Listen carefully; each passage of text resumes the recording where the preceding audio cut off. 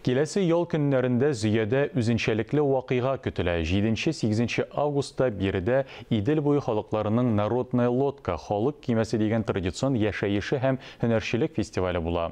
Бу хакта Татар-Информ агентлыгында сөйләделәр. Россия төбәкләреннән килгән 35 оста үзләре ясаган кимәләрне, җилкәннәрне, яхталарны тәкъдим итәргә җыена. Суднолар төзү энтузиастлары Мәскәү, Саратов, Түбән Новгород өлкәләреннән, шулай ук Балтыйк буе диңгезе һәм Онеж күле буйларында яшәүчеләр килә. Алар фестиваль кунакларына осталык дәресләрен үткәрергә, суднолар төзү һәм идарә итү серләренә өйрәтергә җыеналар. Биредә Великоржавка һәм Костный струк кебек борынгы кимәләр төзү буенча белемнәрен саклаучы осталар белән аралашырга, навигациягә әзерлеккә ярдәм итәргә, төеннәр һәм крепежлар белән эшләү күнекмәләрен алырга мөмкин булачак. Беренче тапкыр фестиваль 2019 елда узган. Аның максаты диңгез һәм зур елгалар яр буе территорияләрендә яшәүчеләрнең традицияләрен, көнкүрешен саклап калу. Барлык теләүчеләр өчен онлайн трансляция оештырыла.